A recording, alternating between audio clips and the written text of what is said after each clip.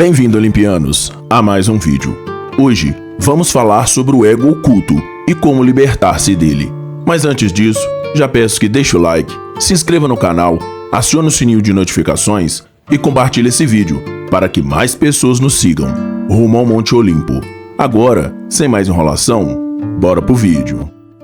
A prisão invisível. Existe uma prisão da qual a maioria das pessoas nunca escapa.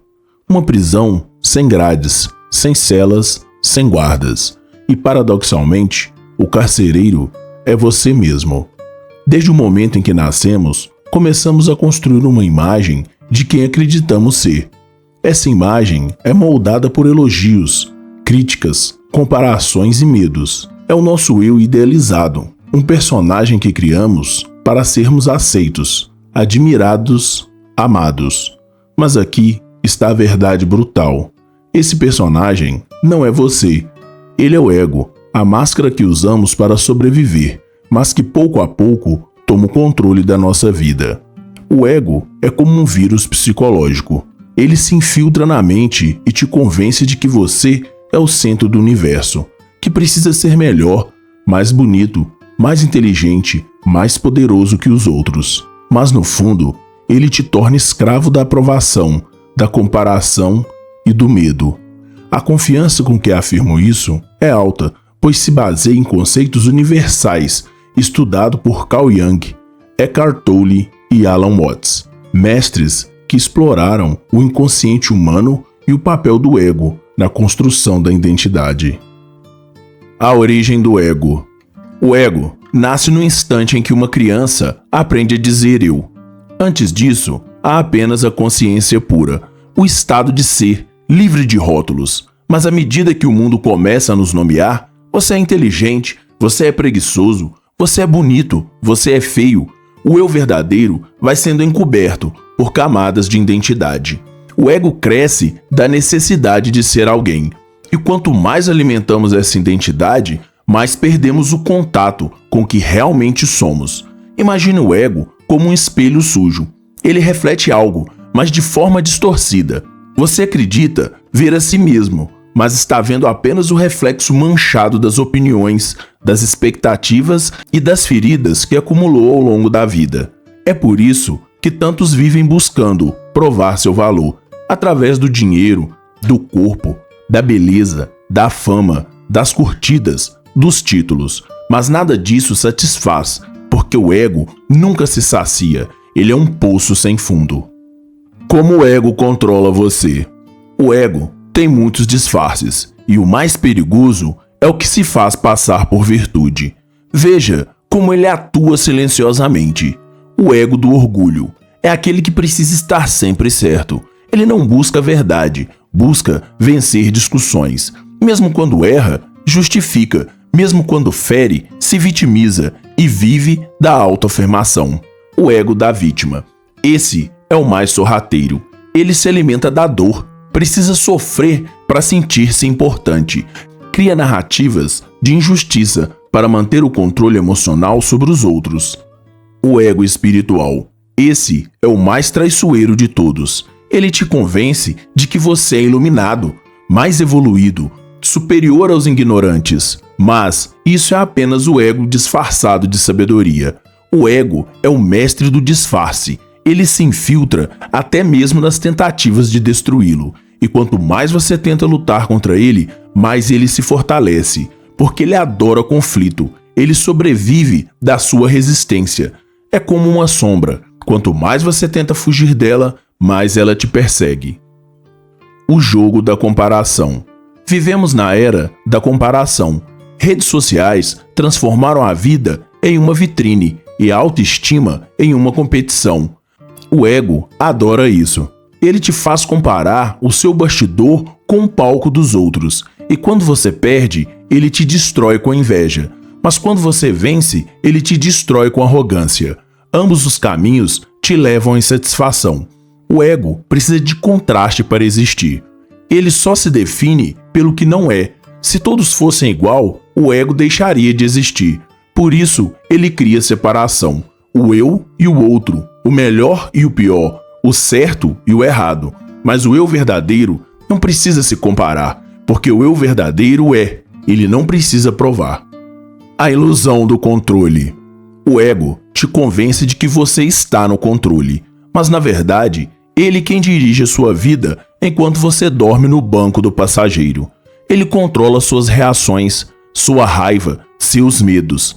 Te faz explodir quando é criticado. Te faz invejar quando alguém tem sucesso. Te faz fingir ser alguém que você não é, só para manter uma imagem. Você já percebeu como o ego te domina mais quando você tenta parecer forte? É o paradoxo. Quanto mais tentamos mostrar poder, mais revelamos fraqueza. Porque o poder real não precisa ser exibido. Ele é silencioso. A verdadeira força é interna. E quando você não reage, quando é capaz de ouvir críticas sem precisar se justificar, quando pode perder sem sentir-se humilhado, quando o silêncio vale mais do que o orgulho. A queda do ego. O ego sempre cai. Mais cedo ou mais tarde, ele se destrói e leva tudo com ele. Quando a vida te humilha, quando você perde o que achava ser indispensável, quando o mundo te vira as costas, é aí que o ego começa a ruir. Mas essa queda, por mais dolorosa que pareça, é a sua libertação. A dor do colapso do ego é o nascimento do ser consciente. É o momento em que o falso eu morre e o verdadeiro desperta, como uma fênix que precisa ser queimada para renascer das próprias cinzas. Você não é o seu nome, não é o seu corpo, não é o seu passado. Você é a consciência que observa tudo isso. Quando você entende isso, nada pode te ferir, porque tudo que te fere atinge apenas o ego e não o seu ser. Como se libertar do ego? Libertar-se do ego não é destruí-lo, é compreendê-lo. Você não pode eliminar o que não compreende, mas você pode transcender esse estado. A libertação vem através da consciência. A cada vez que você observa o ego atuando, quando sente ciúme, raiva, orgulho, necessidade de aprovação e diz mentalmente: é o ego tentando dominar de novo. Você desperta. Essa observação destrói o poder dele, porque o ego só vive na inconsciência. Quando você o ilumina com atenção, ele desaparece, como a escuridão diante da luz. O ego e a sombra. Carl Jung dizia: até que você torne o inconsciente consciente, ele dirigirá a sua vida e você o chamará de destino. O ego é apenas a superfície da sombra. Dentro dele vive tudo que você nega, reprime e evita. Seu orgulho esconde medo, sua raiva esconde insegurança, seu desejo de controle esconde pavor da perda. Libertar-se do ego é confrontar essa sombra, é olhar nos olhos daquilo que mais teme e dizer: eu te vejo. Quando você faz isso, a sombra perde poder e o ego, sem combustível, começa a desvanecer. O que resta é a clareza, um estado de quietude, presença e liberdade. O verdadeiro eu.